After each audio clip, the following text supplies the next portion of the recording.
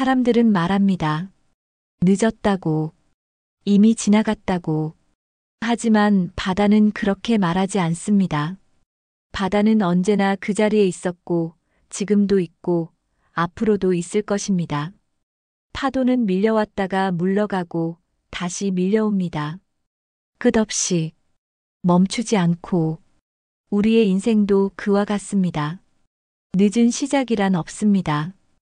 다만 우리가 용기를 내지 못했을 뿐입니다. 우리가 스스로에게 허락하지 않았을 뿐입니다. 당신의 이름은 무엇인가요? 그 이름으로 당신은 살고 있나요?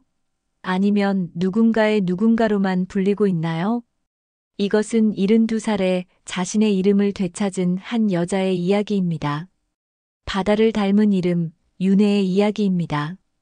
그럼 본 이야기를 시작하겠습니다. 나는 윤혜라는 이름으로 72해를 살아왔다. 윤혜, 물결 윤혜 바다해. 아버지가 지어주신 이름이었다. 내가 태어난 날 창밖으로 푸른 바다가 보였다고 했다. 산골에서 나고 자란 아버지는 평생 바다를 동경했고 늦둥이로 얻은 딸에게 자신이 꿈꾸던 그 바다를 선물하고 싶으셨던 모양이다. 이 아이는 바다처럼 넓고 깊은 사람이 되겠구나. 어머니는 그렇게 말씀하셨다고 한다. 하지만 나는 평생 바다에서 멀리 떨어진 곳에서 살았다. 서울의 좁은 아파트에서, 교실의 칠판 앞에서, 식탁 옆에서, 설거지통 앞에서. 나의 삶은 언제나 누군가를 위한 것이었다. 20대엔 학생들을 위해, 30대엔 남편을 위해, 40대엔 자식들을 위해, 50대엔 시부모님을 위해, 60대엔 손주들을 위해, 그리고 70이 넘은 지금 나는 누구를 위해 살고 있는 걸까? 아침 5시 반. 나는 늘 그 시간에 눈을 뜬다. 알람이 필요 없다. 몸이 기억하고 있다. 50년 가까이 같은 시간에 일어나 밥을 짓고 도시락을 싸던 습관은 이제 뼛속 깊이 새겨진 리듬이 되어버렸다. 침대에서 일어나 거실로 나가면 어김없이 어둠이 나를 맞는다. 아들 내외의 방문은 굳게 닫혀 있고 손주들의 방에서는 가끔 게임기 불빛이 새어나온다. 그 불빛을 보며 나는 생각한다. 저 아이들은 잠을 자지 않는 걸까? 아니면 잠들기 전까지 화면만 들여다보는 걸까? 부엌으로 가서 불을 켠다. 형광등 불빛이 창백하게 주방을 밝힌다. 냉장고를 열고 어제 저녁 남은 반찬들을 꺼낸다. 국은 데우고 계란은 삶고 김치는 작은 접시에 담는다.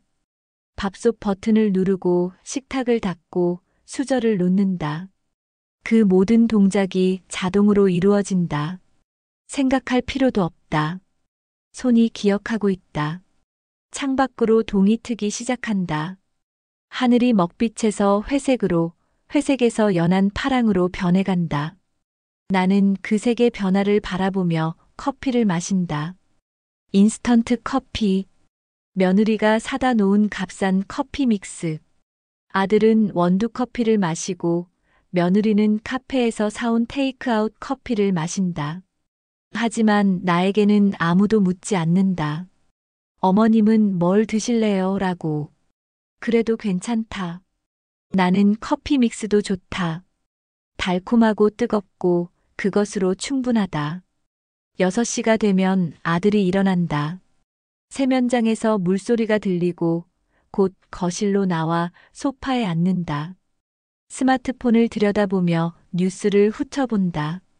나는 상을 차려 식탁에 놓는다. 진우야, 밥 먹어. 네. 대답은 짧다. 그는 스마트폰을 보며 밥을 먹는다. 국을 떠먹고 김치를 집고 반찬을 입에 넣는 동작이 기계적이다. 맛을 음미하는 것 같지 않다. 그저 배를 채우는 일일 뿐. 어제 국이 좀 짰어요. 며느리 수진이가 말한다. 그녀는 7시에 일어나 화장을 하고 나와서야 식탁에 앉는다. 국을 한 숟가락 떠서 맛을 보더니 그렇게 말한다. 아, 그래. 미안해.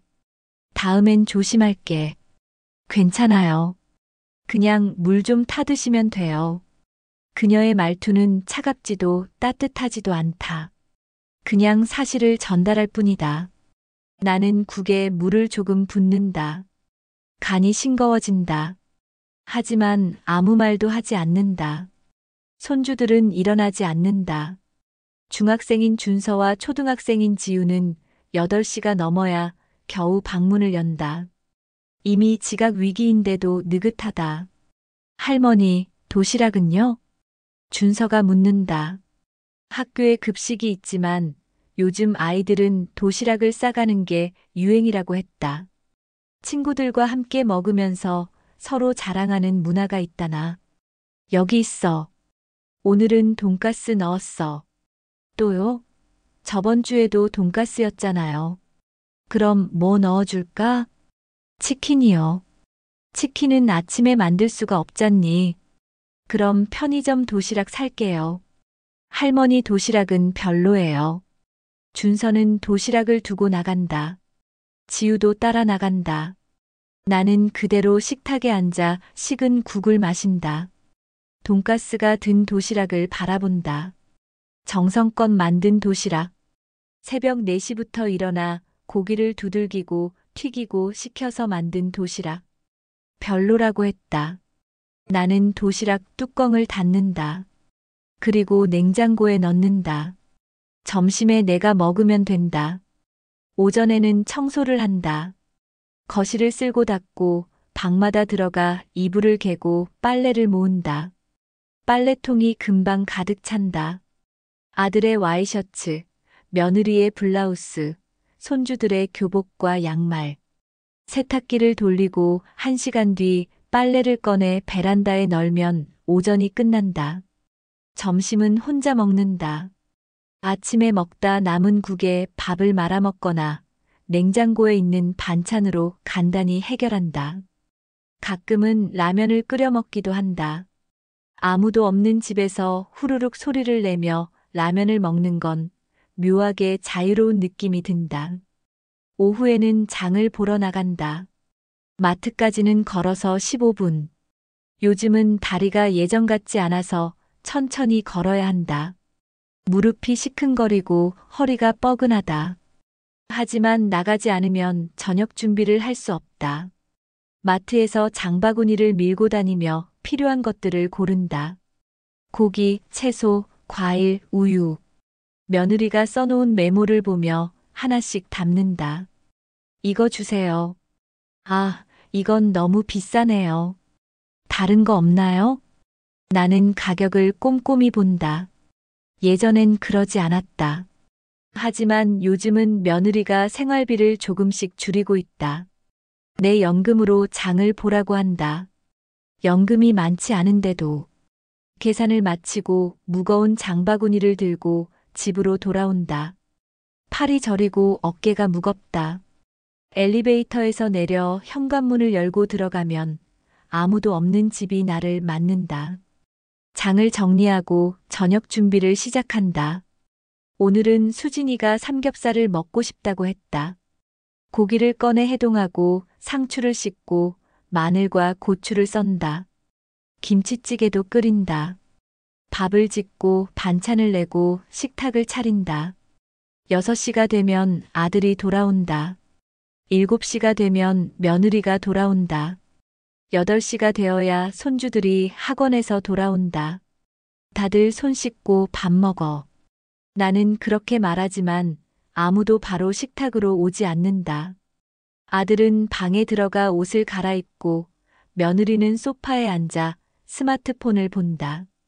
손주들은 방에 틀어박혀 컴퓨터를 켠다. 밥 먹으라고 했잖아. 내가 다시 말하면 그제야 하나둘 나온다. 하지만 표정은 별로 좋지 않다. 마지못해 나오는 것처럼 보인다. 저녁 식사는 조용하다. 각자 스마트폰을 보거나 텔레비전을 본다. 대화는 거의 없다. 가끔 며느리가 말을 꺼낸다. 준서 학원비가 올랐대요. 다음 달부터는 10만 원 더 내야 해요. 그래. 그럼 어쩔 수 없지. 아들이 대답한다. 어머님 연금으로 조금 보태주실 수 있으세요? 며느리가 나를 본다. 나는 고기를 씹다가 멈춘다. 내 연금? 네. 요즘 집안 형편이 좀 어려워서요. 어머님도 이 집에서 사시니까 조금은 보태주셔야죠. 나는 아무 말도 하지 못한다. 연금은 한 달에 40만 원. 그것도 평생 교사로 일한 대 가치고는 적은 금액이다. 그 돈으로 나는 병원비를 내고 가끔 친구들과 차를 마시고 옷을 산다. 아니, 요즘은 옷도 사지 못한다. 장을 보는데 다 쓰고 있으니까. 알았어. 내가 보탤게. 나는 그렇게 대답한다. 며느리는 고맙다는 말도 하지 않는다. 그저 고개를 끄덕일 뿐이다. 식사가 끝나면 설거지가 기다린다. 아들과 며느리는 소파로 가고 손주들은 방으로 들어간다. 나는 혼자 주방에 남아 그릇을 닦는다. 기름기 가득한 삼겹살 접시, 김치찌개가 묻은 냄비, 밥그릇, 국그릇, 젓가락, 숟가락. 물이 차갑다. 겨울이라 더욱 차갑다. 손이 시리고 손가락 끝이 갈라진다. 핸드크림을 발라도 소용없다. 매일 설거지를 하니까 설거지를 끝내고 행주로 식탁을 닦는다. 그리고 거실로 나와 소파 한쪽에 앉는다. 아들과 며느리는 드라마를 보고 있다. 나는 그 옆에 앉아 함께 화면을 본다. 하지만 내용은 잘 들어오지 않는다. 그저 시간을 보낼 뿐이다. 어머니, 내일 아침 일찍 병원 가시죠? 며느리가 묻는다. 병원? 네. 어머니 무릎 검사 예약해놨잖아요. 아, 그랬지. 나는 잊고 있었다. 무릎이 너무 아파서 병원에 가야겠다고 말했던 게 한 달 전이었다. 며느리가 예약을 잡아줬다고 했는데 그 후로 아무 말이 없어서 나도 잊고 있었다. 혼자 가실 수 있으시죠? 저는 내일 회의가 있어서 못 모셔다 드려요. 응, 괜찮아. 혼자 갈 수 있어. 그럼 다녀오셔서 저녁 준비는 해주세요. 내일 저녁은 파스타 먹고 싶어요. 알았어.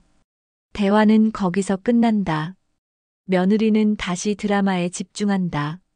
아들은 졸고 있다. 나는 조용히 자리에서 일어나 방으로 들어간다. 작은 방. 예전에는 준서의 방이었다. 하지만 준서가 중학생이 되면서 더 큰 방을 쓰게 되었고 나는 이 작은 방으로 옮겨왔다. 침대 하나, 작은 옷장 하나, 그리고 창문 하나.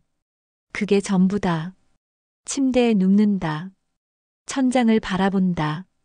천장에는 작은 얼룩이 있다.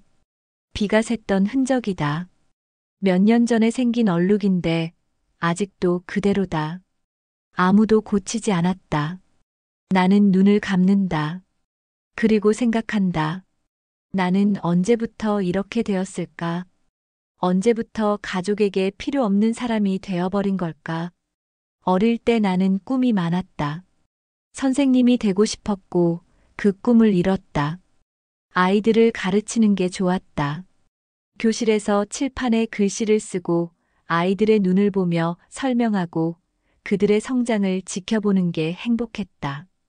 결혼을 하고 아이를 낳았다.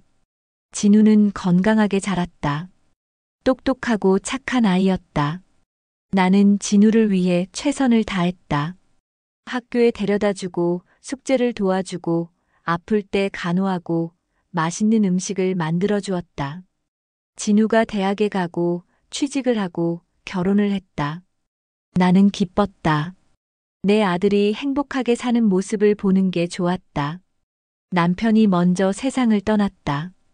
갑작스러운 심장마비였다. 65세. 너무 이른 나이였다. 나는 혼자가 되었다. 하지만 괜찮았다. 아들이 있었으니까. 진우가 나를 걱정하며 함께 살자고 했다. 엄마, 우리 집에서 같이 살아요. 혼자 계시면 외로우시잖아요. 나는 고마웠다. 아들의 배려가 고마웠다.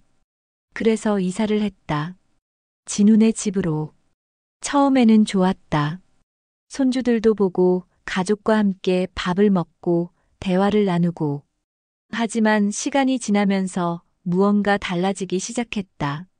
나는 점점 가족의 일원이 아니라 집안일을 하는 사람이 되어갔다. 청소를 하고 빨래를 하고 요리를 하고 설거지를 하는 사람. 그 이상도 이하도 아닌. 가끔 며느리가 친구들과 외출을 할 때 나에게 손주들을 봐달라고 한다. 당연하다는 듯이. 내가 다른 약속이 있는지는 묻지도 않는다. 아들은 더 이상 나에게 안부를 묻지 않는다. 엄마, 오늘 어떻게 지냈어요? 라는 말을 들은 게 언제인지 기억나지 않는다. 손주들은 나를 할머니라고 부르지만 정작 나와 대화를 나누지 않는다. 그저 필요할 때만 찾는다. 배고프다고, 용돈이 필요하다고, 뭔가 사달라고. 나는 가족인가 아니면 그냥 같은 집에 사는 남인가. 눈물이 날 것 같지만 울지 않는다. 우는 것도 사치인 것 같다. 그냥 눈을 감고 잠이 들기를 기다린다. 다음 날 아침 나는 혼자 병원에 간다. 버스를 타고 새 정거장을 간다. 병원은 크고 복잡하다. 안내 데스크에서 번호표를 받고 대기실에 앉아 기다린다. 사람들이 많다.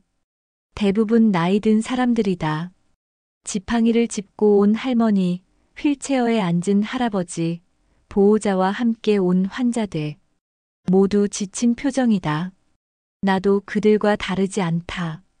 지치고 아프고 외로운. 이윤의 환자분 3번 진료실로 들어오세요.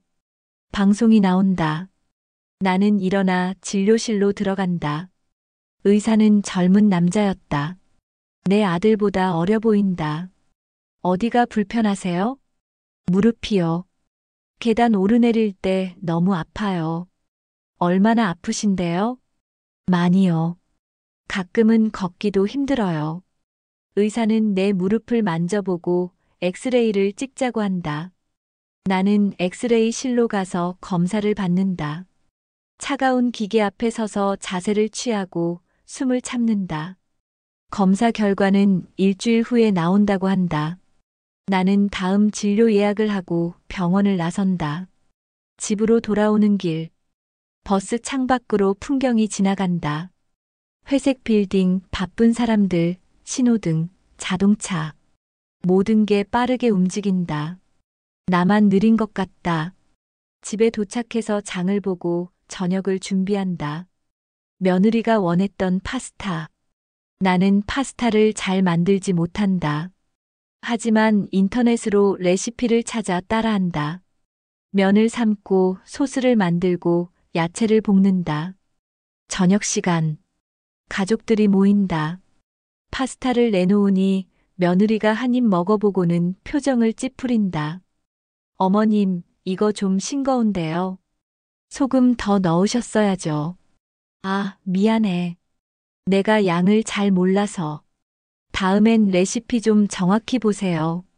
이렇게 하면 맛이 없잖아요. 준서도 한마디 한다. 할머니, 전 파스타 별로 안 좋아해요. 그냥 치킨 시켜 먹으면 안 돼요? 엄마가 파스타 먹고 싶다고 했잖아. 며느리가 준서를 나무란다. 하지만 목소리에는 힘이 없다. 그녀도 파스타가 맛없다는 걸 인정하는 것 같다. 나는 입맛이 없다.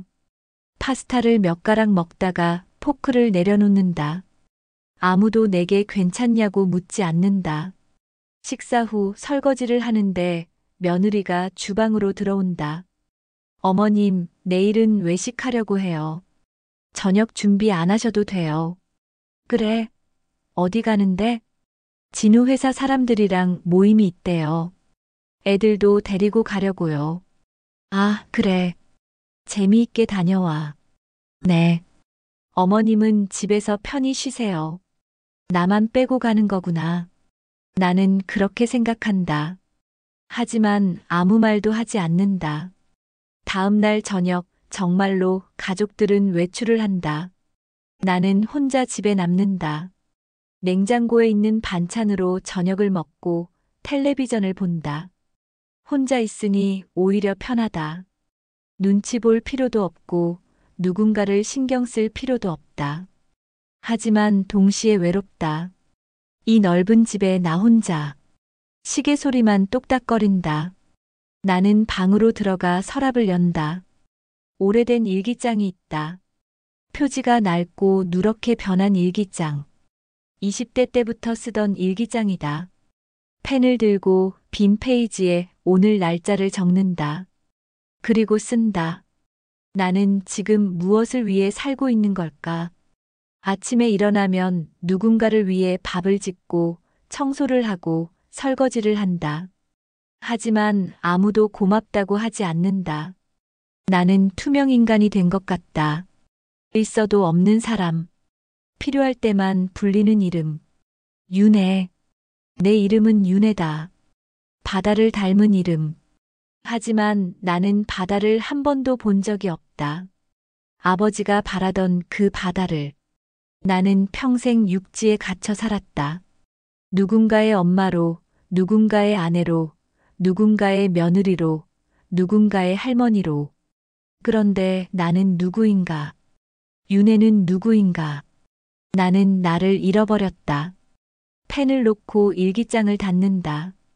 가슴이 답답하다. 숨이 막힐 것 같다. 나는 창문을 연다. 찬 바람이 들어온다. 겨울바람. 차갑고 날카로운 바람. 그 바람을 맞으며 나는 생각한다. 이대로 계속 살 수는 없다. 뭔가 달라져야 한다. 나를 위한 삶을 살고 싶다. 며칠 후 병원에서 연락이 온다. 검사 결과가 나왔으니 다시 오라고 한다. 나는 다시 혼자 병원에 간다. 의사는 엑스레이 사진을 보여주며 설명한다. 무릎 연골이 많이 닳았네요. 나이 때문일 수도 있고 무리하게 사용하셔서 그럴 수도 있어요. 계단 오르내리는 것도 조심하셔야 하고 무거운 것도 들지 마세요. 그럼 어떻게 해야 하나요? 물리치료를 받으시거나 심하면 수술을 고려해야 해요. 일단은 약을 처방해 드릴 테니 드시고 다음 달에 다시 오세요. 나는 약을 처방받고 병원을 나선다. 약국에서 약을 사고 집으로 돌아온다. 저녁 식사 시간에 나는 가족들에게 말한다. 병원 다녀왔어. 무릎 연골이 많이 닳았대. 그래요? 그럼 약 드세요. 며느리가 대답한다. 그뿐이다. 아들은 아무 말도 하지 않는다. 손주들은 듣지도 않는다.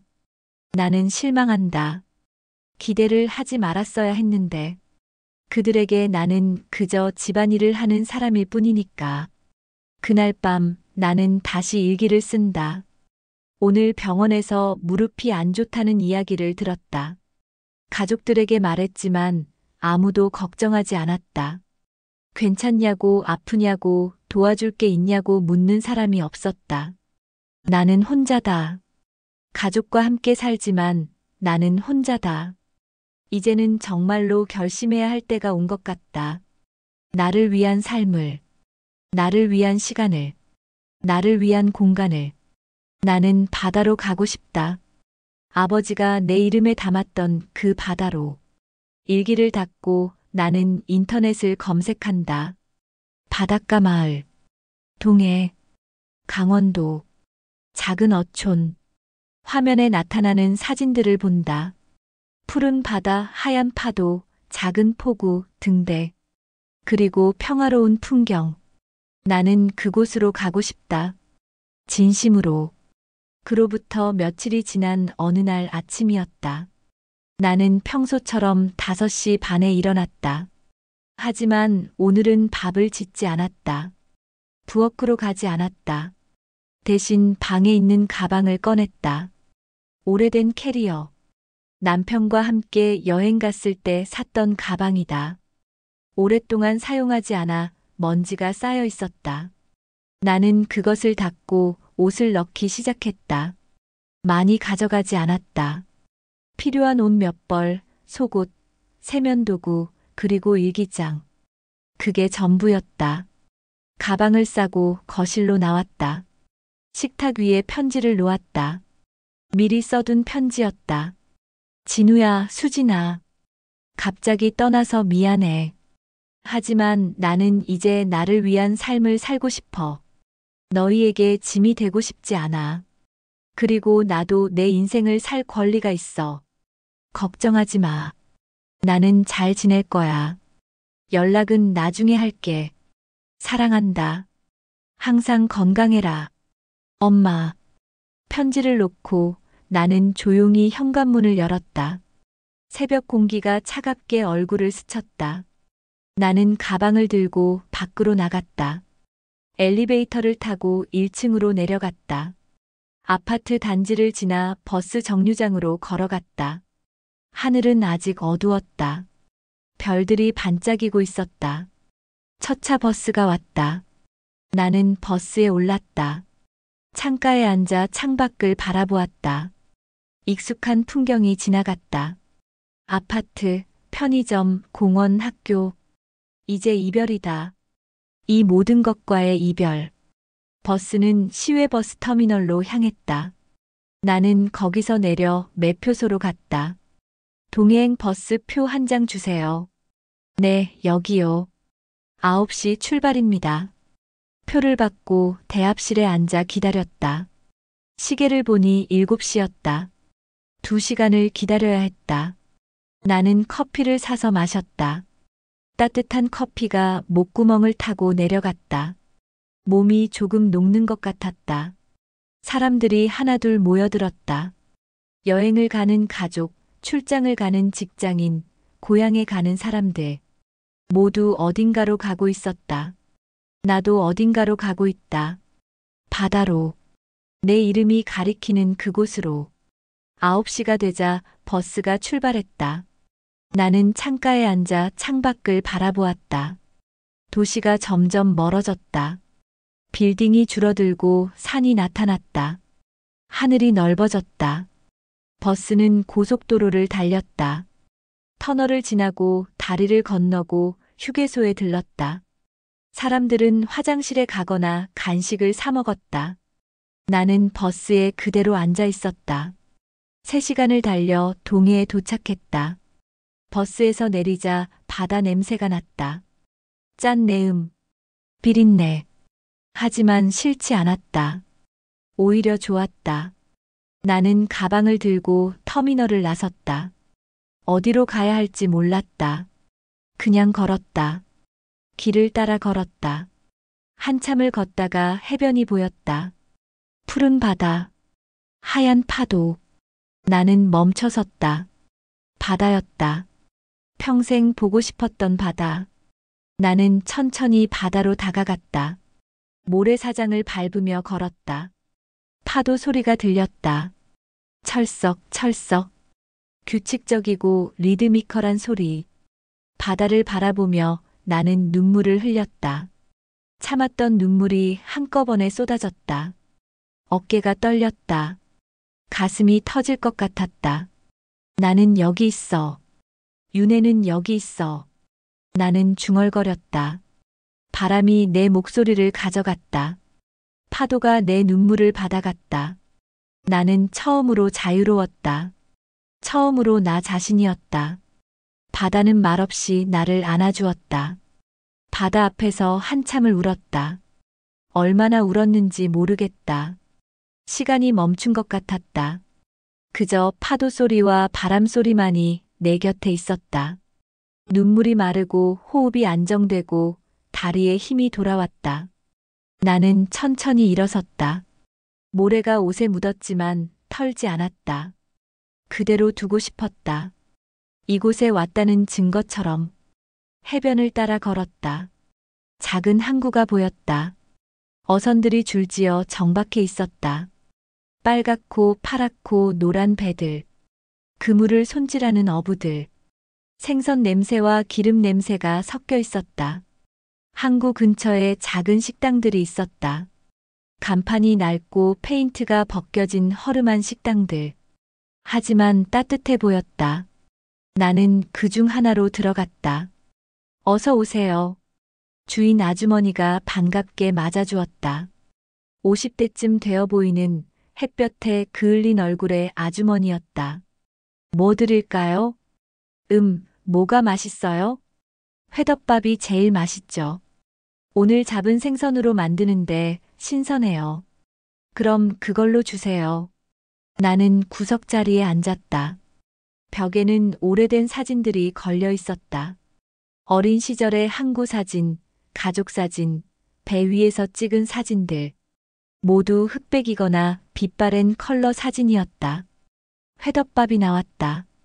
싱싱한 생선회가 밥 위에 수북이 올라가 있었다. 야채와 초고추장도 함께. 나는 숟가락을 들고 한 입 먹었다. 맛있었다. 정말 맛있었다. 생선이 신선하고 밥이 따뜻하고 양념이 적당했다. 서울에서 먹던 음식과는 다른 맛이었다. 소박하지만 진실한 맛. 맛있어요? 주인 아주머니가 물었다. 네, 정말 맛있어요. 다행이네요. 많이 드세요. 나는 천천히 먹었다. 급할 것도 없었다. 어디 가야 할 곳도 없었다. 그저 이 순간을 즐기고 싶었다. 식사를 마치고 계산을 하려는데 아주머니가 물었다. 혹시 여행 오셨어요? 네, 그런 셈이에요. 어디 묵으실 때는 있어요? 아직 정하지 못했어요. 그럼 우리 집에 방 하나 있는데 거기 묵으시면 어때요? 민박집은 아닌데 비어있는 방이라서요. 저렴하게 드릴게요. 나는 잠시 망설였다. 낯선 사람의 집에 묵는다는 게 조심스러웠다. 하지만 아주머니의 눈빛이 순수했다. 진심으로 도와주고 싶어 하는 것 같았다. 그럼 감사히 묵겠습니다. 좋아요. 점심 손님들 다 가고 나면 안내해 드릴게요. 나는 고개를 끄덕이고 다시 자리에 앉았다. 창밖을 바라보니 바다가 보였다. 햇빛이 파도에 반짝이고 있었다. 아름다웠다. 1시간쯤 지나서 아주머니가 나를 데리고 갔다. 식당 바로 위층에 있는 작은 방이었다. 침대와 옷장, 작은 책상이 있었다. 창문으로는 바다가 보였다. 화장실은 복도 끝에 있고요. 주방은 아래층에서 같이 쓰시면 돼요. 한 달에 30만 원이면 되는데 괜찮으세요? 네, 좋아요. 그럼 편히 쉬세요. 필요한 거 있으면 언제든 말씀하세요. 아주머니가 나가고 나는 혼자 방에 남았다. 가방을 침대 옆에 놓고 창가로 갔다. 창문을 열자 바다 냄새와 함께 바람이 들어왔다. 나는 이곳이 좋았다. 작고 낡았지만 평화로웠다. 무엇보다 나만의 공간이라는 게 좋았다. 침대에 누워 천장을 바라보았다. 서울집의 천장과는 달랐다. 나무 무늬가 있는 천장. 따뜻한 느낌이 들었다. 스마트폰을 꺼냈다. 부재중 전화가 20통 넘게 와 있었다. 모두 아들에게서 온 전화였다. 문자 메시지도 수십 개. 엄마, 어디세요? 연락 좀 주세요. 걱정되잖아요. 편지 봤어요. 무슨 일이에요? 나는 답장을 보내지 않았다. 아직은 하고 싶지 않았다. 조금 더 시간이 필요했다. 대신 일기장을 꺼냈다. 펜을 들고 오늘의 일을 적기 시작했다. 오늘 나는 바다에 도착했다. 평생 보고 싶었던 바다. 아버지가 내 이름에 담았던 바다. 그 바다 앞에서 나는 울었다. 오랫동안 참았던 눈물을 쏟아냈다. 그리고 이제는 안다. 나는 이곳에서 다시 시작할 수 있을 것 같다는 걸. 서울에서의 삶은 끝났다. 누군가의 엄마로, 할머니로, 며느리로 사는 삶은 끝났다. 이제부터는 나 윤혜로 살고 싶다. 바다가 나를 부른다. 이곳에 있으라고. 이곳에서 너를 찾으라고. 일기를 쓰고 나니 마음이 한결 가벼워졌다. 나는 창밖을 바라보며 미소 지었다. 새로운 시작이었다. 며칠이 지났다. 나는 매일 아침 일찍 일어나 해변을 산책했다. 파도를 보고 모래를 밟고 바람을 맞았다. 몸이 가벼워지는 느낌이었다. 식당 아주머니 김순자 씨는 친절했다. 매일 아침 식사를 함께 먹자고 했고 저녁에는 차를 내주었다.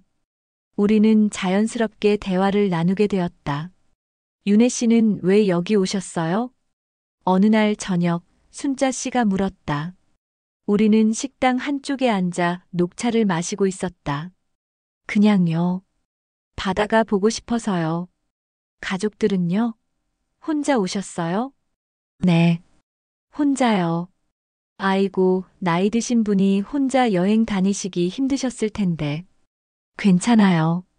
오히려 혼자라서 좋아요. 순자 씨는 내 얼굴을 유심히 바라보았다. 그리고 조심스럽게 물었다. 혹시 무슨 일 있으셨어요? 아니면 제가 참견하는 건가요? 나는 잠시 망설이다가 대답했다. 가족들과 좀 떨어져 있고 싶었어요. 혼자만의 시간이 필요했어요. 그랬구나. 이해해요. 나도 그런 적 있었거든요. 그래요? 네. 남편하고 애들 때문에 힘들 때가 많았어요. 맨날 일만 하고, 맨날 누군가 뒤치다꺼리만 하고, 그러다가 어느 날 폭발했죠. 그래서 일주일 동안 집 나가 있었어요. 그래서요? 처음엔 가족들이 아무렇지도 않더라고요. 알아서 잘 먹고 잘 지내고. 그래서 화가 났어요. 나 없어도 되는구나 싶었죠. 근데 일주일 지나니까 애들이 찾더라고요. 엄마 밥이 먹고 싶다고, 엄마가 보고 싶다고. 남편도 미안하다고 했어요. 그래서 돌아가셨어요? 네, 돌아갔어요.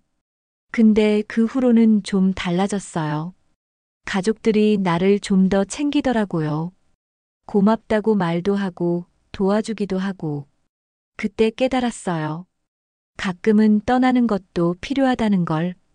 나는 고개를 끄덕였다. 순자 씨의 이야기가 내 마음에 와닿았다. 저도 그래요. 떠나고 싶었어요. 그래서 왔어요. 잘하셨어요. 여기서 푹 쉬다 가세요. 그러다 보면 답이 보일 거예요. 고맙습니다. 우리는 차를 마시며 바다를 바라보았다. 밤바다는 어두웠지만 달빛이 파도를 비추고 있었다. 은빛 물결이 출렁였다. 일주일이 지났다. 나는 점점 이곳에 익숙해졌다. 매일 같은 시간에 일어나고 산책하고 순자 씨와 이야기하고 일기를 쓰고 일찍 잤다.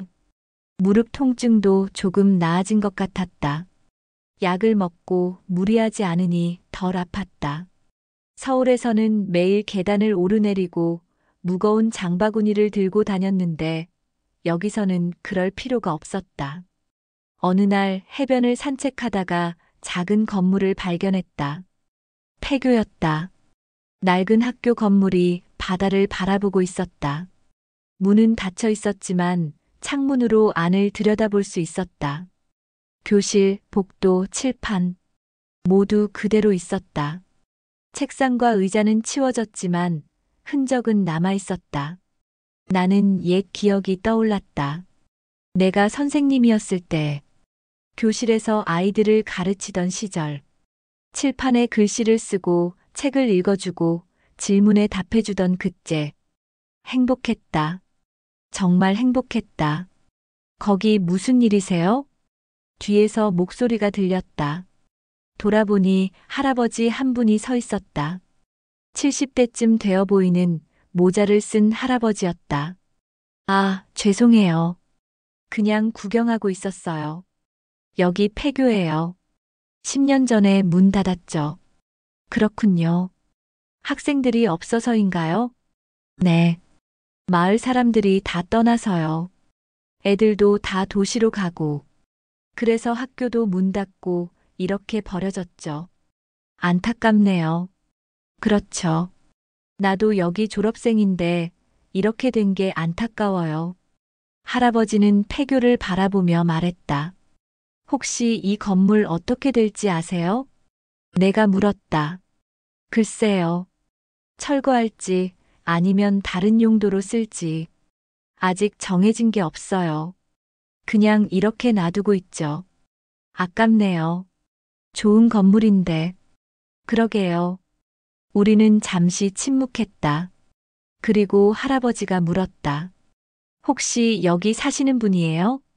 아니요. 여행 왔어요. 근처 민박집에 묵고 있어요. 그래요? 우리 마을에 오신 걸 환영합니다. 천천히 구경하고 가세요. 고맙습니다. 할아버지는 가시고 나는 다시 폐교를 바라보았다. 문득 생각이 들었다. 이 건물을 다시 살릴 수는 없을까? 학교로는 아니더라도 다른 무언가로. 책방이나 도서관 같은. 나는 선생님이었다. 평생 책을 읽고 가르쳤다. 은퇴한 후에도 책을 좋아했다. 하지만 서울에서는 책 읽을 시간이 없었다. 집안일에 치여 살았으니까. 하지만 여기서는 다르다. 시간이 있다. 그리고 이 건물도 있다. 나는 가슴이 두근거렸다. 새로운 꿈이 생긴 것 같았다. 저녁에 순자 씨에게 폐교 이야기를 했다. 아, 그 학교요? 나도 알아요. 우리 애들도 거기 다녔었는데. 지금은 어떻게 되는 거예요? 그냥 놔두고 있어요. 마을에서 관리는 하는데 특별히 쓰는 곳은 없어요. 혹시 빌릴 수 있을까요? 빌려요? 왜요? 책방을 만들어 보고 싶어요. 작은 도서관 같은 거요. 순자 씨는 놀란 표정을 지었다. 정말요? 윤혜 씨가? 네. 저 선생님이었거든요. 은퇴하기 전까지 국어를 가르쳤어요. 책을 좋아하고 아이들에게 책 읽어주는 것도 좋아했어요. 그랬구나. 몰랐어요. 이제 시간도 있고 여기서 지낼 것 같은데 뭔가 하고 싶어요. 그냥 쉬기만 하는 건 답답해서요. 좋은 생각이에요. 근데 책방을 혼자 운영하려면 힘들지 않을까요? 천천히 해보려고요. 일단 마을 사람들한테 물어보고 가능하면 시작해 보려고요. 응원할게요. 우리 마을에 책방이 생기면 좋겠어요. 애들도 책 읽을 곳이 필요하거든요. 나는 미소 지었다. 순자 씨의 응원이 힘이 되었다. 그날 밤 나는 구체적인 계획을 세우기 시작했다. 일기장에 적었다. 책방 만들기 프로젝트. 마을 이장님 만나서 폐교 사용 허가 받기. 건물 청소 및 정리. 책 구하기 기증 받거나 중고책 구입. 책장 및 가구 배치. 운영 계획 세우기. 목표 마을 사람들이 편하게 와서 책을 읽고 쉴 수 있는 공간 만들기. 계획을 적으며 설렜다. 오랜만에 느껴보는 설렘이었다. 무언가를 시작한다는 것. 내 힘으로, 내 의지로. 서울에서는 느낄 수 없었던 감정이었다. 다음 날 아침 나는 마을 이장님을 찾아갔다. 순자 씨가 집을 알려줬다. 해변에서 조금 떨어진 곳에 있는 단독 주택이었다. 초인종을 누르자 이장님이 나왔다. 60대 중반쯤 되어 보이는 남자분이었다. 안녕하세요. 무슨 일이세요? 안녕하세요. 저는 이윤혜라고 합니다. 잠깐 말씀 좀 드리고 싶은데 괜찮으세요? 아, 네. 들어오세요.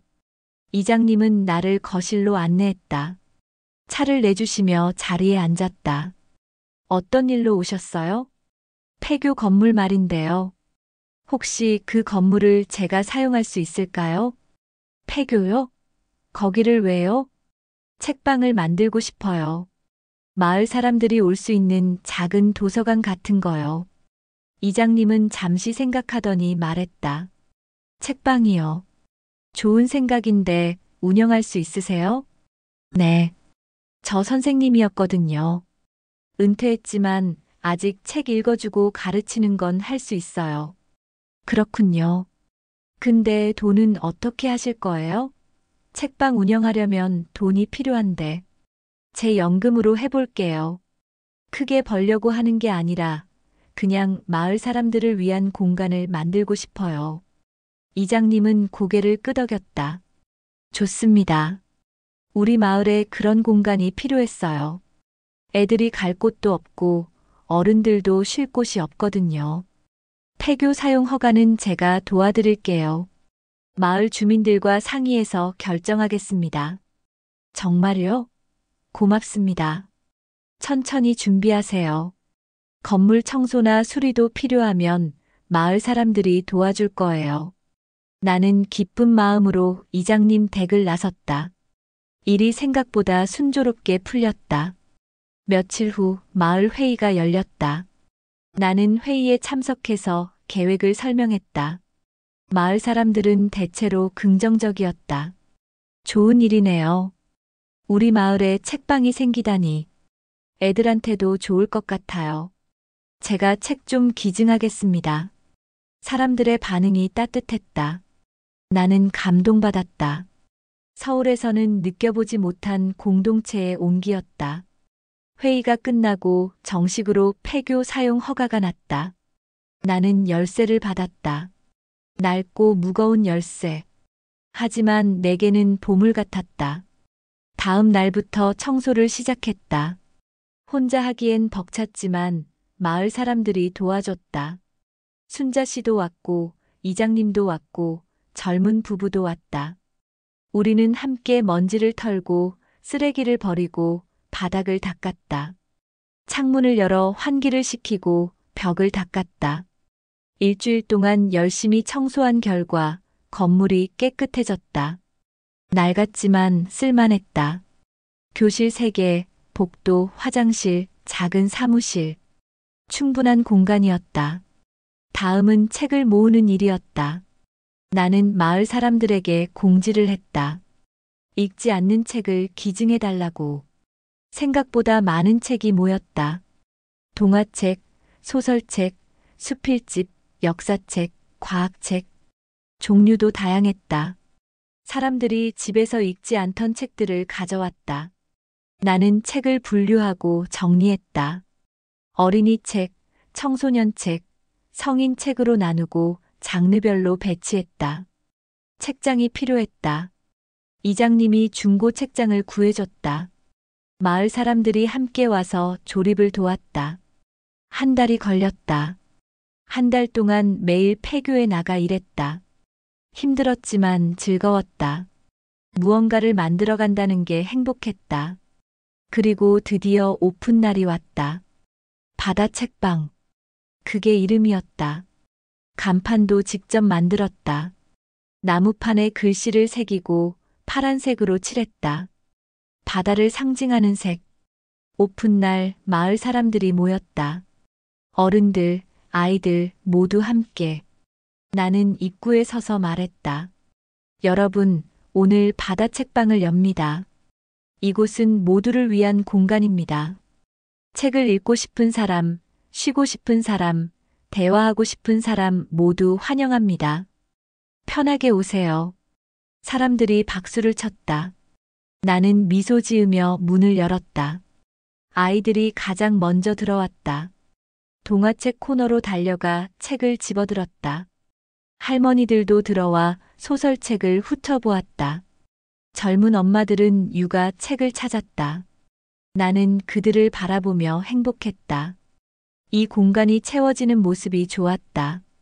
윤혜 선생님, 이 책 읽어주실 수 있어요? 한 아이가 동화책을 들고 왔다. 7살쯤 되어 보이는 여자아이였다. 그래, 읽어줄게. 어디 앉을까? 우리는 교실 한쪽에 마련된 쿠션에 앉았다. 아이는 내 옆에 바짝 붙어 앉았다. 나는 책을 펼쳤다. 그리고 읽기 시작했다. 옛날 옛적에 바닷가 마을에 할머니 한 분이 살았어요. 할머니는 매일 바다를 바라보며 무언가를 기다렸어요. 아이는 눈을 반짝이며 들었다. 다른 아이들도 하나둘 모여들었다. 어느새 내 주위에 5명의 아이들이 앉아 있었다. 나는 목소리에 감정을 담아 읽었다. 등장인물마다 다른 목소리로 장면마다 다른 속도로. 아이들은 이야기에 빠져들었다. 책을 다 읽고 나니 아이들이 박수를 쳤다. 선생님, 재미있어요. 다른 책도 읽어주세요. 그래, 다음에 또 읽어줄게. 아이들은 행복한 표정으로 다른 책을 고르러 갔다. 나는 가슴이 따뜻해졌다. 이 느낌, 오랜만이었다. 선생님이었을 때 느꼈던 그 보람. 누군가에게 필요한 사람이 되는 기쁨. 순자 씨가 다가왔다. 윤혜 씨, 정말 잘하네요. 아이들이 좋아해요. 고마워요. 오랜만에 이런 일 하니까 좋네요. 여기 오길 잘했어요. 윤혜 씨도 우리 마을도. 나는 고개를 끄덕였다. 정말 잘했다. 이곳에 온 것. 바다 책방은 금방 마을의 명소가 되었다. 매일 누군가 찾아왔다. 아이들은 방과 후에, 어른들은 저녁에, 할머니들은 오후에. 나는 매일 책방에 나갔다. 아침 10시에 문을 열고 저녁 6시에 닫았다. 그 사이에 책을 정리하고 사람들을 맞이하고 책을 읽어줬다. 특히 아이들에게 책 읽어주는 시간이 좋았다. 매주 수요일 오후 4시 이야기 시간이라는 이름으로 진행했다. 아이들이 모여 앉으면 나는 한 권의 책을 골라 읽어줬다. 어떤 날은 모험 이야기를, 어떤 날은 동물 이야기를, 어떤 날은 우정 이야기를 읽어줬다. 아이들은 매번 즐거워했다. 부모들도 고마워했다. 선생님 덕분에 우리 아이가 책을 좋아하게 됐어요. 집에서는 책을 안 읽더니 여기 오면 읽네요. 이야기 시간을 너무 좋아해요. 그런 말을 들을 때마다 나는 보람을 느꼈다. 어른들도 자주 왔다. 특히 할머니들이 소설책을 빌려갔다. 그리고 며칠 후 다시 와서 감상을 나눴다. 이 책 재미있더라고. 나는 이 작가 책을 다 읽고 싶어. 다음엔 뭐 읽을까? 우리는 책에 대해 이야기했다. 등장인물에 대해, 줄거리에 대해, 감동받은 장면에 대해. 그런 대화가 즐거웠다. 나는 이곳에서 새로운 친구들을 만났다. 순자 씨는 물론이고 이장님, 마을 할머니들, 젊은 엄마들. 모두 좋은 사람들이었다. 그들은 나를 윤혜 선생님이라고 불렀다. 누군가의 엄마나 할머니가 아니라 윤혜로, 나로. 그게 좋았다. 어느 날 저녁 책방 정리를 끝내고 밖으로 나왔다. 해가 지고 있었다. 하늘이 주황빛으로 물들고 바다가 반짝이고 있었다. 나는 해변으로 걸어갔다. 파도가 밀려왔다가 물러갔다. 끝없이 반복되는 움직임. 하지만 매번 다른 파도. 벤치에 앉았다. 바다를 바라봤다. 3달 전 나는 이곳에 왔다. 도망치듯이. 가족에게서 벗어나고 싶어서. 하지만 이제는 다르다. 나는 도망친 게 아니다. 나를 찾으러 온 거다. 그리고 찾았다. 바다 책방에서 아이들의 눈빛에서 마을 사람들의 미소에서 나는 다시 나를 찾았다. 윤혜. 바다를 닮은 이름. 넓고 깊은 사람이 되라고 아버지가 지어주신 이름. 이제야 그 의미를 알 것 같다. 바다처럼 살라는 게 아니라 바다처럼 되라는 거였다. 모든 것을 받아들이고 포용하고 끝없이 움직이는 바다처럼. 스마트폰이 울렸다. 아들에게서 온 전화였다. 나는 잠시 망설이다가 받았다. 여보세요. 엄마, 어디세요? 왜 이렇게 연락이 안 돼요? 미안해. 바빴어. 뭐가 바빠요? 지금 어디 계신데요? 바닷가 마을이야. 바닷가요? 왜요? 여기서 지내고 있어. 언제까지요? 언제 돌아오실 건데요? 나는 잠시 침묵했다. 그리고 대답했다. 모르겠어. 아직은 여기 있고 싶어. 엄마, 무슨 말씀이세요? 집으로 오셔야죠. 진우야, 나도 내 삶이 있어. 너희만 위해 살 수는 없어. 그게 무슨. 미안해. 나중에 다시 얘기하자. 나는 전화를 끊었다. 가슴이 두근거렸다. 처음으로 아들에게 내 의견을 말한 것 같았다. 두렵기도 했지만 후회는 없었다. 그날 밤 민박집 방에서 일기를 썼다. 오늘 아들에게 전화가 왔다. 처음으로 내 의견을 분명히 말했다. 나도 내 삶이 있다고. 너희만 위해 살 수는 없다고. 아들은 이해하지 못할 것이다. 당연하다고 생각할 것이다. 엄마니까, 할머니니까. 하지만 나는 더 이상 그렇게 살고 싶지 않다. 누군가의 엄마이기 전에 나는 윤혜다. 72살의 윤혜. 아직 살아있고 꿈꾸고 원하는 게 있는 윤혜. 바다 책방을 운영하면서 나는 다시 살아있음을 느낀다. 아이들에게 책을 읽어줄 때, 마을 사람들과 대화할 때, 책을 정리할 때, 그 모든 순간이 나를 살아있게 한다. 서울에서는 느낄 수 없었던 것들이다. 나는 여기서 머물고 싶다. 바다 옆에서 내 이름으로. 일기를 닫고 창밖을 바라봤다. 달빛이 바다를 비추고 있었다. 파도 소리가 들렸다. 나는 미소 지었다. 내일도 바다는 거기 있을 것이다. 나를 기다리며. 계절이 바뀌었다. 겨울이 지나고 봄이 왔다. 바다는 여전히 그 자리에 있었지만 색이 달라졌다. 겨울의 회색빛 바다가 봄의 청록빛 바다로 변했다. 파도도 부드러워졌다. 나는 이곳에 온 지 넉 달이 되었다. 4달. 짧은 시간 같지만 내겐 평생과도 같았다. 이곳에서 나는 다시 태어났다. 이야기 시간은 더 이상 아이들만의 시간이 아니었다. 어른들도 오기 시작했다. 처음에는 아이들을 데려다 주러 온 부모들이 뒤에 서서 들었다. 그러다가 자연스럽게 앉게 되었다. 이제는 어른들만을 위한 저녁 이야기 시간도 생겼다. 매주 금요일 저녁 7시. 그날은 짧은 소설이나 수필을 골라 읽어줬다. 사람들은 소파에 앉거나 바닥에 앉아들었다. 아무 말 없이 그저 귀를 기울였다. 이야기가 끝나면 조용히 박수를 쳤다. 그리고 각자의 감상을 나눴다. 이 이야기가 내 인생 같았어요. 마지막 장면에서 울었어요. 작가가 누구예요? 다른 책도 읽고 싶어요. 그런 대화가 이어졌다. 나는 그 시간이 좋았다. 문학이 사람들을 연결하는 순간, 이야기가 위로가 되는 순간, 어느 날 새로운 손님이 왔다. 40대쯤 되어 보이는 여자였다. 서울에서 온 것 같았다. 세련된 옷차림과 도시의 냄새가 났다. 안녕하세요. 그녀가 인사했다. 어서 오세요. 처음 오시는 건가요? 네. 소문 듣고 왔어요. 바다 책방이라고 선생님이 책 읽어주신다고. 아, 그래요. 편하게 둘러보세요. 그녀는 천천히 책장을 둘러보았다.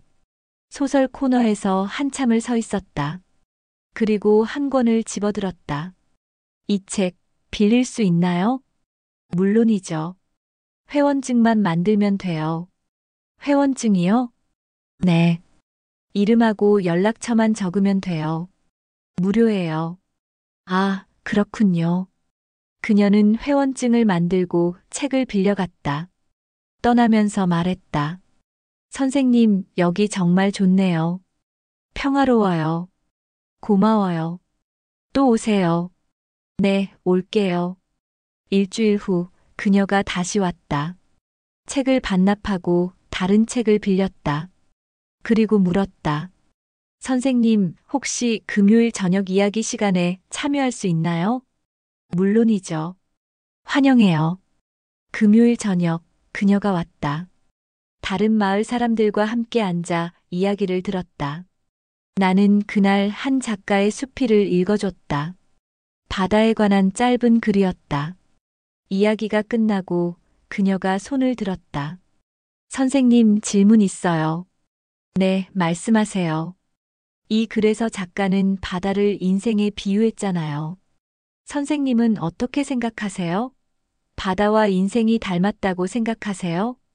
나는 잠시 생각했다. 그리고 대답했다. 글쎄요. 나는 바다가 인생과 닮았다기보다는 바다가 우리에게 인생을 가르쳐 준다고 생각해요. 파도는 끊임없이 밀려왔다가 물러가죠. 우리 인생도 그래요. 좋은 일이 왔다가 가고 힘든 일이 왔다가 가요. 하지만 바다는 멈추지 않아요. 계속 움직이죠. 우리도 그래야 해요. 멈추지 말고 계속 나아가야 해요. 그녀는 고개를 끄덕였다. 눈물이 맺혀 있었다.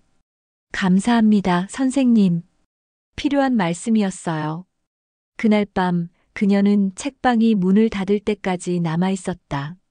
다른 사람들이 다 가고 우리 둘만 남았다. 선생님, 제 이야기 좀 들어주실 수 있어요? 그럼요. 앉으세요. 우리는 소파에 앉았다. 그녀가 말하기 시작했다. 저는 서울에서 왔어요. 회사 다니면서 바쁘게 살았어요. 결혼도 하고 아이도 낳고 겉으로는 다 가진 것처럼 보였죠. 하지만 행복하지 않았어요. 남편은 바쁘고 아이는 반항하고 나는 지쳐갔어요. 그러다가 어느 날 깨달았어요. 나는 나를 위해 산 적이 없다는 걸. 항상 누군가를 위해, 무언가를 위해 살았다는 걸. 나는 고개를 끄덕였다. 그녀의 이야기가 낯설지 않았다. 내 이야기 같았으니까. 그래서 휴가를 냈어요. 혼자 여행을 하고 싶었어요. 남편이 반대했지만 그래도 왔어요. 이 마을에 인터넷에서 바다 책방 얘기를 봤거든요. 선생님이 책 읽어주신다는. 그래서 오고 싶었어요. 잘 오셨어요. 선생님은 어떻게 이곳에 오셨어요? 원래부터 여기 사신 건가요? 나는 잠시 망설였다. 그리고 내 이야기를 했다. 서울에서의 삶, 가족과의 관계, 떠나온 이유, 그리고 이곳에서의 새로운 시작. 그녀는 눈물을 흘리며 들었다. 선생님도 그랬군요. 저랑 비슷하네요. 그래요. 우리는 비슷해요. 많은 여자들이 비슷해요. 누군가를 위해 살다가 자신을 잃어버리죠. 그럼 어떻게 해야 해요? 저도 선생님처럼 떠나야 하나요? 그건 당신이 결정할 일이에요. 떠나는 게 답일 수도 있고 아닐 수도 있어요. 중요한 건 자신을 찾는 거예요. 어디에 있든. 그녀는 고개를 끄덕였다. 저도 저를 찾고 싶어요. 천천히 찾으세요. 시간이 필요해요. 우리는 그날 밤 오래 이야기했다. 인생에 대해, 가족에 대해, 꿈에 대해, 그리고 바다에 대해. 그녀는 일주일 더 마을에 머물렀다. 매일 책방에 왔고, 책을 읽고, 바다를 보며 시간을 보냈다. 그리고 서울로 돌아가기 전날, 나를 찾아왔다. 선생님 고마웠어요. 여기 와서 많은 걸 배웠어요. 뭘 배웠는데요? 나를 돌아볼 용기요. 그리고 계속 나아갈 힘도요. 잘 됐네요. 서울 가서도 건강하게 지내세요. 네. 언젠가 또 올게요. 그녀는 떠났다. 하지만 그녀가 남긴 것이 있었다. 희망, 변화의 가능성, 그리고 연결된 마음. 여름이 왔다. 바다는 더욱 푸르렀고 햇살은 뜨거웠다. 관광객들이 늘었다. 마을은 조금 시끄러워졌지만 활기가 생겼다. 책방에도 관광객들이 왔다. 그들은 신기한 듯 둘러보고 사진을 찍고 책을 빌려갔다. 어떤 이들은 이야기 시간에 참여했다. 나는 그들을 환영했다. 모든 사람이 책방의 손님이었다. 마을 사람이든 관광객이든. 어느 날 한 젊은 남자가 왔다. 20대 후반쯤 되어 보였다. 카메라를 들고 있었다. 안녕하세요. 여기 사진 찍어도 될까요? 물론이죠. 어디든 찍으세요. 그는 책방 곳곳을 찍었다. 책장, 창문, 바다가 보이는 전망, 그리고 나. 선생님도 찍어도 될까요? 나를요? 왜요? 이 공간의 주인이시잖아요. 기록하고 싶어요. 나는 조금 부끄러웠지만 허락했다. 그는 몇 장의 사진을 찍었다. 선생님, 인터뷰 좀 해도 될까요? 인터뷰요? 네. 저 작은 잡지사에서 일하는데 이런 특별한 공간들을 소개하는 기사를 쓰고 있어요. 바다 책방을 소개하고 싶어요. 그래요? 좋아요. 우리는 앉아서 이야기를 나눴다. 그는 질문을 했고 나는 대답했다. 왜 이곳에 책방을 만드셨어요? 마을에 필요했으니까요. 그리고 나도 필요했어요. 선생님께 필요했다는 게 무슨 뜻이에요? 나는 평생 선생님이었어요. 은퇴하고 나서 내가 누군지 모르겠더라고요. 하지만 여기서 다시 나를 찾았어요. 책을 통해, 사람들을 통해. 그렇군요. 앞으로의 계획은 뭐예요? 계속 이곳에 있을 거예요. 책을 읽어주고 사람들을 맞이하고 바다를 보며 살 거예요. 인터뷰가 끝나고 그는 고맙다고 인사했다. 한 달 후 그 잡지가 나왔다. 표지에 바다 책방 사진이 실렸고 내 인터뷰가 6페이지에 걸쳐 실렸다. 마을 사람들이 좋아했다. 선생님 유명해지셨네요. 잡지에 나왔어요. 자랑스러워요. 우리 마을이 알려져서 좋아요. 나는 부끄러웠지만 기뻤다. 바다 책방이 더 많은 사람들에게 알려진다는 게. 가을이 왔다. 나뭇잎이 노랗고 빨갛게 물들었다.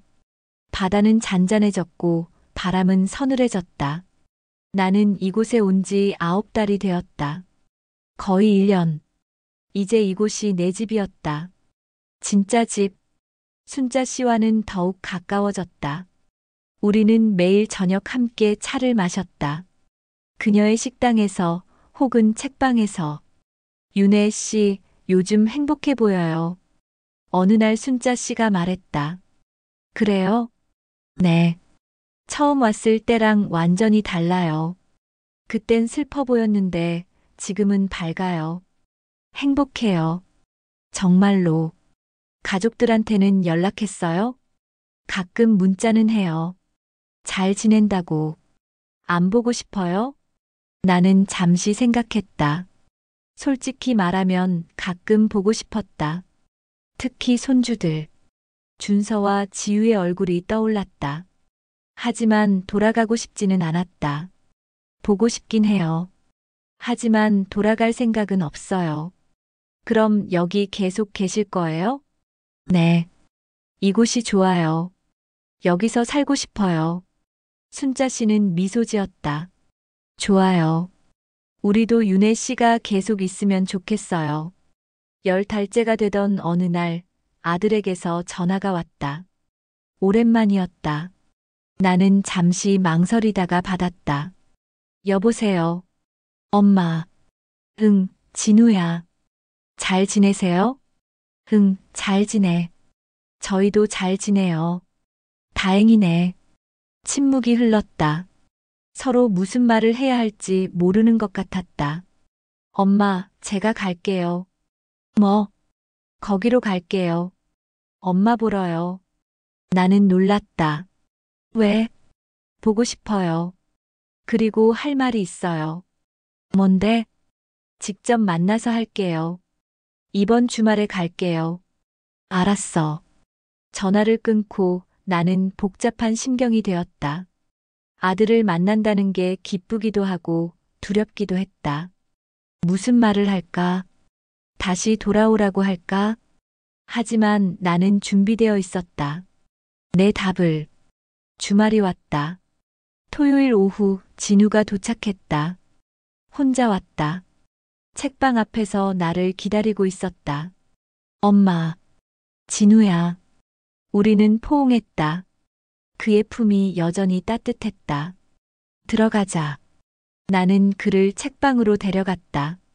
그는 신기한 듯 둘러보았다. 엄마가 이걸 만드셨어요? 응. 마을 사람들 도움 받아서. 대단하시네요. 고마워. 우리는 앉았다. 차를 내주고 마주 앉았다. 엄마, 미안해요. 진우가 먼저 말했다. 왜? 엄마한테 잘 못했어요. 집에서 엄마를 당연하게 생각했어요. 엄마가 해주시는 모든 걸. 그게 당연한 줄 알았어요. 나는 가만히 들었다. 엄마가 떠나고 나서 깨달았어요. 엄마 없이는 아무것도 안 돌아간다는 걸. 집이 엉망이 되고 애들이 불평하고 수진이랑 싸우고. 그제야 알았어요. 엄마가 얼마나 많은 일을 하셨는지. 그의 눈에 눈물이 맺혔다. 정말 미안해요, 엄마. 제가 잘못했어요. 나는 그의 손을 잡았다. 진우야, 괜찮아. 너를 원망하지 않아. 정말요? 응. 처음엔 서운했어. 화도 났어. 하지만 이제는 아니야. 이해해. 너도 바빴고 힘들었을 거야. 그리고 나도 너무 당연하게 모든 걸 해줬어. 내가 해야 한다고 생각했으니까. 엄마. 하지만 이제는 달라. 나도 내 삶이 필요해. 나를 위한 시간이 필요해. 그걸 여기서 찾았어. 진우는 책방을 둘러보았다. 여기가 좋으세요? 응. 정말 좋아. 그럼 돌아오실 생각은 없으세요? 나는 고개를 저었다. 없어. 미안하지만. 알겠어요. 억지로 돌아오시라고 하지 않을게요. 엄마가 행복하신 게 중요하니까. 나는 놀랐다. 예상과 다른 반응이었다. 정말? 네. 처음엔 화났어요. 왜 나만 버리고 가셨나 싶었어요. 하지만 생각해 봤어요. 엄마도 엄마 인생이 있다는 거. 그동안 우리만 생각하고 사셨잖아요. 이제는 엄마가 엄마를 위해 사셔야죠. 나는 눈물이 났다. 아들이 이렇게 성장했구나. 이해해주는구나. 고마워, 진우야. 수진이도 미안하대요. 많이 반성했어요. 그리고 애들도요. 할머니 보고 싶다고 해요. 나도 보고 싶어. 가끔 올게. 그리고 너희도 여기 놀러와. 네. 꼭 올게요. 방학 때 애들 데리고 올게요. 그래. 기다릴게. 우리는 오랫동안 이야기했다. 그동안의 일들, 서로의 마음, 앞으로의 계획. 모든 게 솔직했다. 해가 질 무렵 진우가 일어났다. 이제 가봐야 해요. 내일 출근해야 해서. 그래. 조심해서 가. 엄마, 사랑해요. 나도 사랑해. 우리는 다시 포옹했다. 이번에는 더 오래, 더 따뜻하게. 진우가 떠나고 나는 혼자 책방에 남았다. 창밖으로 석양이 지고 있었다. 하늘이 붉게 물들었다. 나는 평화로웠다. 아들과의 관계가 회복된 것 같았다. 완전히는 아니지만 시작은 된 것 같았다. 그리고 무엇보다 나는 자유로웠다. 내 선택을 존중받았다. 내 삶을 인정받았다. 밤이 되었다. 나는 해변으로 나갔다. 파도가 밀려왔다가 물러갔다. 별들이 반짝이고 있었다. 벤치에 앉아 하늘을 올려다보았다. 수많은 별들. 내가 여기 오기 전에는 볼 수 없었던 별들. 서울에서는 하늘이 보이지 않았다. 빌딩에 가려지고 불빛에 가려지고. 하지만 여기서는 모든 게 보였다. 하늘도 바다도 별도. 그리고 나 자신도. 나는 일기장을 꺼냈다. 펜을 들고 마지막 페이지에 적기 시작했다. 오늘 아들이 왔다. 그는 미안하다고 했다. 그리고 나를 이해한다고 했다. 돌아오라고 하지 않았다. 내 선택을 존중한다고 했다. 나는 용서했다. 진심으로. 하지만 돌아가지 않을 것이다. 여기가 내 집이니까. 바다 책방이 내 집이니까. 이 마을이 내 집이니까. 나는 72살이다. 늦은 나이다. 하지만 늦지 않았다. 아직도 꿈꿀 수 있고 시작할 수 있고 살아갈 수 있다. 윤혜. 내 이름은 윤혜다. 바다를 닮은 이름. 이제야 나는 내 이름을 산다. 바다처럼 넓고 깊게. 일기를 닫고 나는 바다를 바라보았다. 달빛이 파도를 비추고 있었다. 나는 미소 지었다. 나는 여기 있다. 윤혜로서, 나로서. 그리고 그것으로 충분했다. 겨울이 다시 왔다. 1년이 지났다. 나는 이곳에 온 지 1년이 되었다. 이 1년 동안 많은 것이 변했다. 바다 책방은 마을을 넘어 더 많은 사람들에게 알려졌다. 잡지에 실린 후로 관광객들이 더 많이 찾아왔다. 어떤 이들은 멀리서 일부러 찾아왔다. 바다 책방에서 책 읽어주신다는 선생님을 만나러 왔어요. 이곳에서 위로받고 싶어서 왔어요. 선생님처럼 살고 싶어요. 그런 말을 들을 때마다 나는 부끄러웠다. 나는 특별한 사람이 아니다. 그저 내 삶을 사는 평범한 노년의 여자일 뿐이다. 하지만 동시에 깨달았다. 내 이야기가 누군가에게 힘이 된다는 것을. 내가 용기를 낸 것이 다른 이들에게도 용기가 된다는 것을. 그래서 나는 더 열심히 책방을 운영했다. 매일 책을 읽어주고 사람들을 맞이하고 차를 내주고 이야기를 들어주었다. 특히 나와 비슷한 나이의 여성들이 많이 찾아왔다. 그들은 대부분 비슷한 이야기를 했다. 평생 가족을 위해 살았지만 정작 자신은 잃어버렸다고. 이제는 자신을 찾고 싶다고. 나는 그들에게 말해주었다. 늦지 않았어요. 지금이라도 시작하세요. 당신을 위한 삶을. 그들은 눈물을 흘리며 고개를 끄덕였다. 그리고 며칠 후 변화를 시작했다는 소식을 전해왔다. 저도 용기 내서 하고 싶었던 일을 시작했어요. 가족들과 대화했어요. 제 생각을 말했어요. 작은 변화지만 시작이에요. 그런 소식을 들을 때마다 나는 기뻤다. 내가 누군가의 변화에 작은 불씨가 되었다는 것이. 겨울 어느 날 진우가 가족들과 함께 왔다. 수진, 준서, 지우 모두 함께. 할머니. 준서와 지우가 달려와 안겼다. 나는 그들을 꼭 안았다. 1년 만에 보는 손주들은 더 많이 자라 있었다. 많이 컸네. 키가 이렇게 컸어? 네, 할머니. 학교에서 키 제일 커요. 준서가 자랑스럽게 말했다. 할머니, 여기 정말 예뻐요. 바다도 보이고. 지우가 창밖을 바라보며 말했다. 수진이 다가왔다. 어머님, 정말 죄송해요. 그동안. 괜찮아요. 다 지난 일이에요. 아니에요. 제가 정말 잘못 생각했어요. 어머님을 당연하게 여겼어요. 이제는 달라질게요. 고마워요. 우리는 포옹했다. 서먹했지만 진심이 느껴졌다. 그날 우리는 함께 마을을 돌아다녔다. 해변을 걷고 항구를 구경하고 순자씨 식당에서 회덮밥을 먹었다. 아이들은 신나게 뛰어다녔고 진우와 수지는 편안해 보였다. 저녁에는 책방에서 함께 시간을 보냈다. 나는 아이들에게 책을 읽어주었다.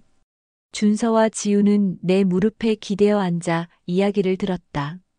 할머니, 이야기 재미있어요. 다음에도 읽어줘요. 그래, 다음에 또 오면 읽어줄게. 밤이 깊어지자 그들은 민박집으로 갔다. 순자 씨가 방을 마련해줬다. 내일 아침 다시 올게요, 엄마. 그래. 편히 쉬어. 혼자 남은 책방에서 나는 창밖을 바라보았다. 어둠 속에 바다가 있었다. 파도 소리가 들렸다. 나는 행복했다. 가족이 다시 연결된 느낌이었다. 완전히 예전으로 돌아간 건 아니지만 새로운 관계가 시작된 것 같았다. 서로를 존중하는 관계. 서로의 삶을 인정하는 관계. 다음 날 아침 우리는 함께 일출을 보러 갔다. 해변에 나란히 앉아 수평선을 바라보았다. 하늘이 서서히 밝아졌다. 검은색에서 보라색으로, 보라색에서 주황색으로, 그리고 붉은 태양이 수평선 위로 떠올랐다. 와, 예뻐요. 지우가 감탄했다. 정말 아름답네요. 수진이 말했다. 진우는 내 손을 잡았다. 엄마, 여기 정말 좋네요. 엄마가 행복하신 이유를 알겠어요. 나는 고개를 끄덕였다. 여기는 특별해. 바다가 있으니까. 저희도 자주 올게요. 엄마 보러. 그래. 언제든 와. 항상 환영이야. 태양이 완전히 떠올랐다. 세상이 밝아졌다. 새로운 하루가 시작되었다. 오후에 그들은 떠났다. 서울로 돌아가야 했다. 엄마, 건강하세요. 너희도. 조심해서 가. 버스가 떠나는 걸 보며 나는 손을 흔들었다. 아쉬웠지만 슬프지는 않았다. 다시 만날 수 있으니까. 그리고 나에게는 여기가 있으니까. 바다가 있고 책방이 있고 마을 사람들이 있으니까. 나는 책방으로 돌아갔다. 문을 열고 안으로 들어갔다. 책 냄새가 났다. 따뜻하고 포근한 냄새. 창가로 가서 바다를 바라보았다. 파도가 밀려오고 있었다. 끝없이 쉬지 않고. 나는 생각했다. 이곳에서 나는 얼마나 더 살 수 있을까? 1년? 10년? 아니면 생의 마지막 순간까지? 알 수 없었다. 하지만 중요한 건 지금 이 순간이었다. 지금 내가 행복하다는 것. 지금 내가 나로 살고 있다는 것. 그것으로 충분했다. 봄이 다시 왔다. 두 번째 봄. 나는 이곳에서 두 번째 봄을 맞이했다. 책방에는 꽃을 심었다. 화분에 제비꽃과 펜지를 심어 창가에 놓았다. 마을 할머니가 나눠준 꽃이었다. 이 꽃들이 책방을 더 예쁘게 만들어줄 거예요. 할머니가 말했다. 고마워요. 아니에요. 윤혜 선생님이 우리 마을에 있어줘서 고마워요. 나는 미소 지었다. 계절이 바뀌어도 바다는 변하지 않았다. 항상 그 자리에 있었다. 때로는 잔잔하고 때로는 거칠었지만 늘 그곳에 있었다. 나도 그렇게 되고 싶었다. 바다처럼. 변화를 받아들이면서도 본질은 변하지 않는. 어느 날 저녁 혼자 해변을 걷고 있었다. 석양이 지고 있었다. 하늘이 온통 붉은색이었다. 나는 벤치에 앉아 일기장을 꺼냈다. 마지막 페이지를 펼쳤다.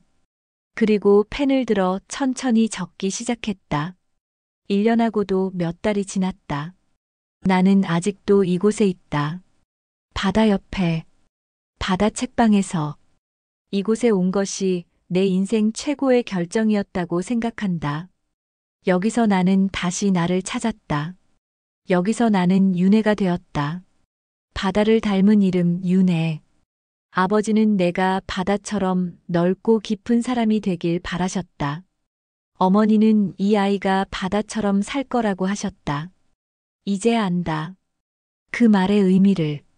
바다는 모든 것을 받아들인다. 강물도 빗물도 눈물도. 그리고 모든 것을 품는다. 거부하지 않는다. 나도 그렇게 살고 싶다. 인생의 모든 순간을 받아들이며 기쁨도 슬픔도 후회도 희망도. 그리고 멈추지 않고 움직이고 싶다. 파도처럼. 끊임없이 밀려왔다가 물러가는 파도처럼. 72의 나이에 나는 새로운 삶을 시작했다. 늦었다고 생각할 수도 있다. 하지만 나는 안다. 시작하기에 늦은 때란 없다는 것을. 언제든 어디서든 우리는 다시 시작할 수 있다. 나는 여기서 배웠다. 나를 위해 사는 것이 이기적인 게 아니라는 것을. 오히려 그래야 다른 사람들도 행복해질 수 있다는 것을. 가족들과의 관계도 달라졌다. 예전처럼 돌아간 건 아니다. 하지만 더 건강해졌다. 서로를 존중하고 이해하고 각자의 삶을 응원하는 관계가 되었다. 바다 책방을 통해 나는 많은 사람들을 만났다. 그들의 이야기를 들었고 내 이야기를 나눴다. 우리는 서로에게 위로가 되었다. 책은 여전히 나의 친구다. 매일 책을 읽고 책을 정리하고 책을 다른 이들에게 전해준다. 그 과정이 행복하다. 이곳의 사람들도 나의 가족이 되었다. 순자 씨, 이장님, 마을 할머니들, 아이들. 그들과 함께 웃고 이야기하고 차를 마시는 시간이 소중하다. 그리고 무엇보다 바다가 있다. 매일 아침 창문을 열면 바다가 나를 맞아준다. 파도 소리로 나를 깨워준다. 밤에는 파도 소리로 나를 재워준다. 바다는 내 이름이고 내 친구이고 내 집이다. 나는 바다를 닮은 사람이 되고 싶다.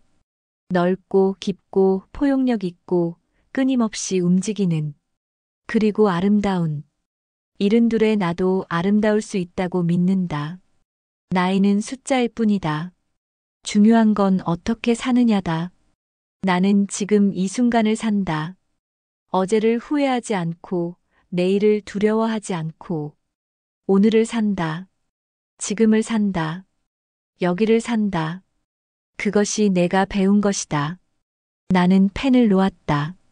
일기장을 덮었다. 그리고 바다를 바라보았다. 석양이 거의 다 졌다. 하늘이 보라색으로 변하고 있었다. 첫 별이 떠올랐다. 나는 일어섰다. 모래사장으로 걸어갔다. 파도가 내 발을 적셨다. 차가웠지만 기분 좋았다. 나는 바다를 향해 말했다. 고마워. 나를 받아줘서. 나를 가르쳐줘서. 나를 위로해줘서. 바다는 대답하지 않았다. 그저 파도를 보낼 뿐이었다. 하지만 나는 알았다. 바다가 듣고 있다는 것을. 나는 천천히 책방으로 돌아갔다. 오늘도 좋은 하루였다. 내일도 좋은 하루가 될 것이다. 문을 열고 안으로 들어갔다. 책방에 불을 켰다. 따뜻한 빛이 공간을 채웠다. 책장 사이를 걷다가 한 권의 책을 집어들었다. 시집이었다. 펼쳐서 읽었다. 바다는 늘 거기 있었다. 다만 나는 이제야 그 바다를 내 안에 품게 되었을 뿐. 나는 미소 지었다. 이 시가 바로 나의 이야기 같았다. 바다는 늘 거기 있었다. 내 이름 속에, 내 운명 속에.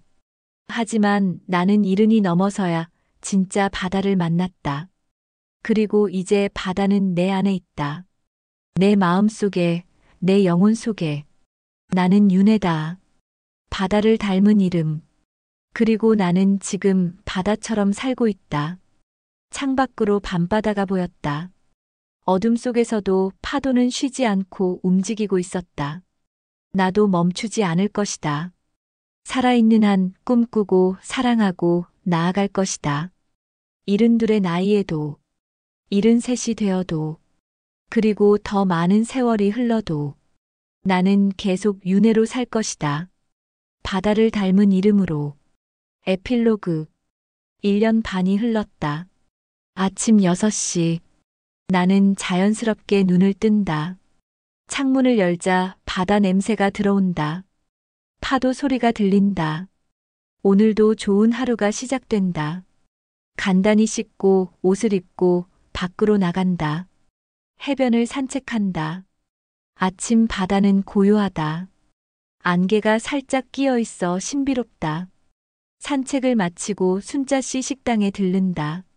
아침을 함께 먹는다. 오늘 날씨 좋네요. 순자 씨가 말한다. 그러게요. 책방 문 열고 바람 좀 쐬어야겠어요.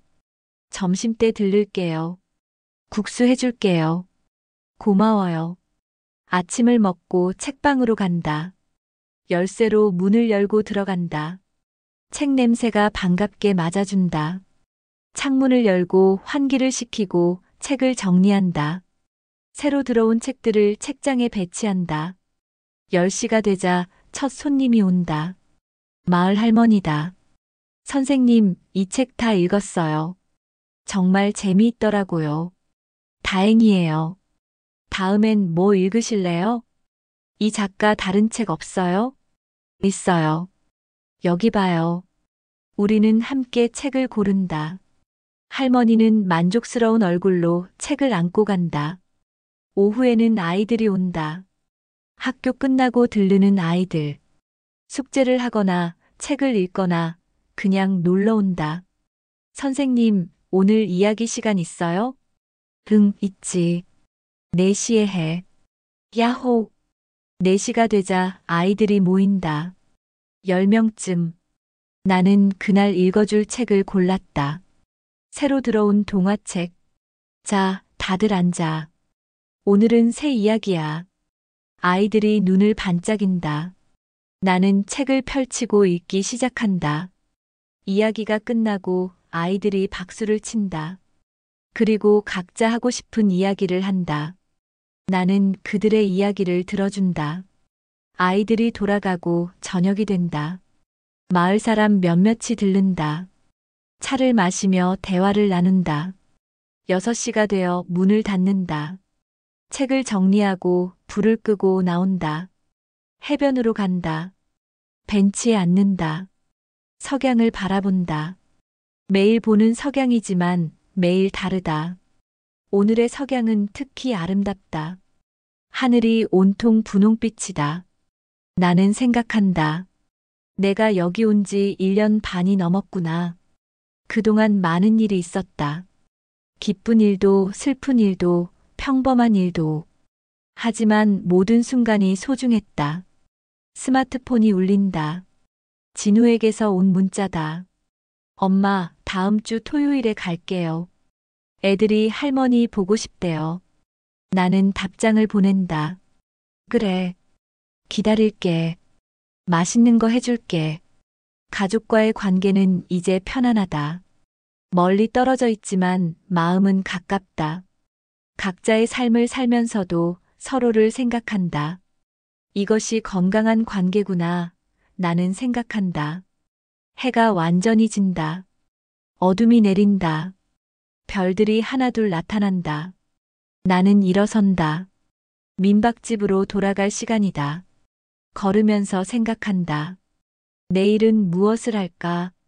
새로운 책을 정리해야지. 아이들에게 읽어줄 책도 골라야지. 순자씨와 차도 마셔야지. 그리고 바다도 봐야지. 매일 보는 바다. 하지만 질리지 않는 바다. 민박집에 도착한다. 방으로 들어간다. 창문을 열어둔다. 파도 소리가 들려온다. 침대에 눕는다. 천장을 바라본다. 오늘도 좋은 하루였다. 나는 눈을 감는다. 잠이 스르르 온다. 꿈속에서 나는 바다 위를 걷는다. 파도 위를 걷는다. 가볍다. 자유롭다. 그리고 행복하다. 바다는 늘 거기 있었다. 다만 나는 이제야 그 바다를 내 안에 품게 되었을 뿐. 윤혜. 바다를 닮은 이름. 나는 지금 바다다.